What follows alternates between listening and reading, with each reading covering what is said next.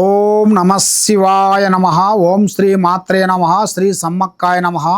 శ్రీ సారలమ్మాయ నమ. శ్రీ వనదుర్గాయ నమ. ప్రజలందరికీ నమస్కారము.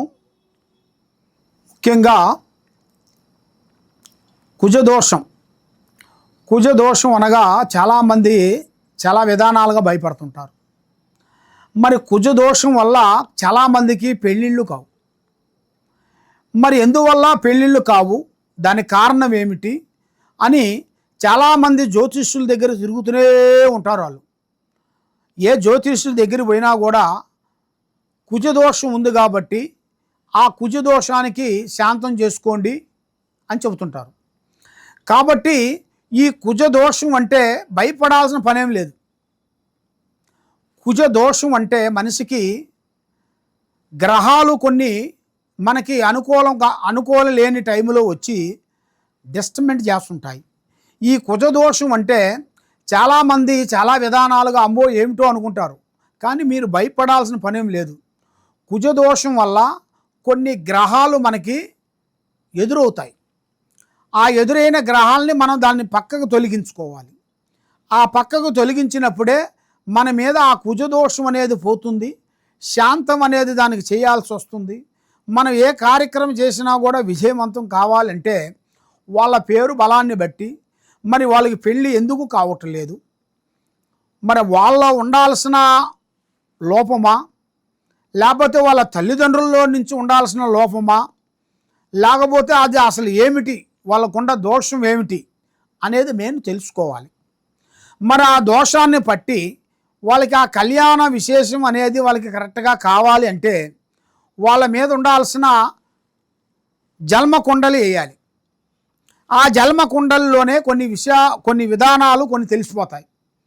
దాంట్లో ఉండాల్సిన రావు కేతువు గురుడు, కేతువులో నుంచి కుజస్థానం ఎంతవరకు వచ్చిందా అనేది, ఇది మరి 12 స్థానంలో ఉందా 6-7 స్థానంలో ఉందా అనేది తెలుసుకోవాలి. 12% ఉంటే మనకి కొంచెం ఇబ్బందికరమైన సమస్య. 12 లేకోకుండా 6 నుంచి 5 నుంచి 6, 4 ఆ లెవెల్లో ఉంటే ఇబ్బంది ఏమి ఉండదు. కళ్యాణం చేసుకున్నా వాళ్ళకి ఏం దోషాలు ఏమి ఉండవు. 12% ఉన్నది అంటే ఆ 12% నుంచి వాళ్ళకి సమస్యలు ఎదురవుతాయి. పెళ్ళి అయినా భార్యాభర్తలు గొడవలు, పెళ్ళి అయిన తర్వాత అత్తామామల మధ్యలో కలహాలు, లేదు వాళ్ళ ఇంట్లో లేనిపోయిన సమస్యలు కొన్ని రావటం, ఎంత కష్టపడి పని చేసినా కూడా నువ్వు ఏ పని చేయలేదు, ఏం చేయటం లేదు, మాకేం మంచి పని చేయటం లేదు, నువ్వు ఇంట్లో పని చేయట్లేదు, బయట పని చేయటం లేదు అని ఆమెను విమర్శిస్తుంటారు.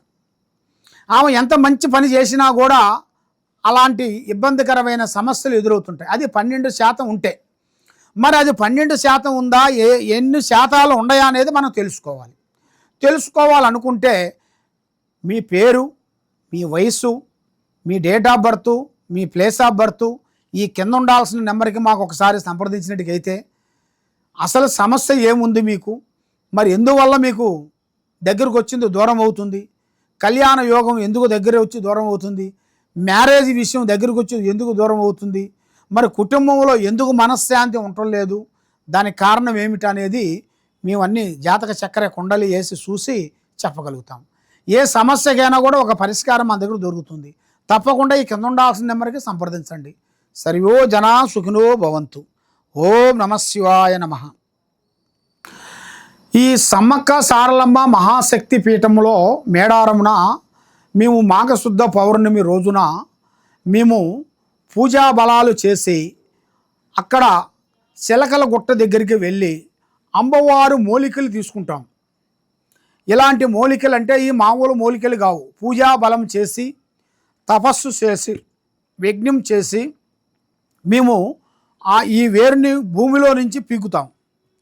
ఈ వేరుని ఇది వచ్చేసి సామాన్యమైనది కాదు. ఇది నరదిష్టికి, ప్రజాదిష్టికి, ఉద్యోగానికి, సంతానానికి, భార్యాభర్తల సమస్యలకి, కుటుంబ సమస్యలకి, ఎలాంటి సమస్యలు ఉన్నా కూడా మేము పూజా బలం చేసి అందరికీ ఇస్తుంటాం. ఎందువల్ల అంటే మేము పూజా బలం చేసింది అందరికీ దక్కాలి. మేమిచ్చే వేరు సంజీవని అందరి దగ్గర ఉండేట్టుగైతే వాళ్ళకి అష్టౌశ్వర్యాలు భాగ్యభోగాలు కలిగి మనశ్శాంతి కలిగేట్టుగా మేము పూజా బలం చేసి ఇస్తుంటాము.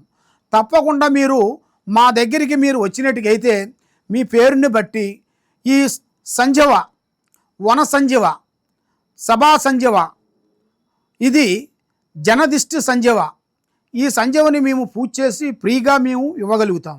తప్పకుండా ఇక్కడ మాకు దగ్గరలో ఉండాల్సిన ఎవరన్నా ఉండవాళ్ళు, ఇప్పుడు మాది ఆఫీస్ వచ్చి హైదరాబాదు శ్రీ సమ్మక్క సారక్క మహాశక్తి జ్యోతిష్య పీఠం, దిల్సుఖ్ నగరు, సాయిబాబా గుడి ఎదురుగా మీరు తప్పకుండా మా దగ్గరికి వచ్చినట్టుకైతే ఈ వేరుని మేము ఫ్రీగా మీకు ఇచ్చి మీకు ఉండాల్సిన సమస్యలు అనేది మేము దాన్ని సాల్వ్ చేయగలుగుతాం.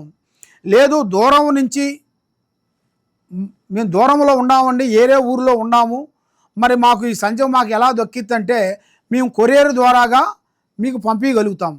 తప్పకుండా మాకు ఒకసారి ఫోన్ చేసి మీ అడ్రస్ చెబితే మేము తప్పకుండా మీకు పంపిస్తాం. ఓం సమ్మక్కాయ నమః. ఓం శ్రీ సారలమ్మాయ నమః. జై సమ్మక్క.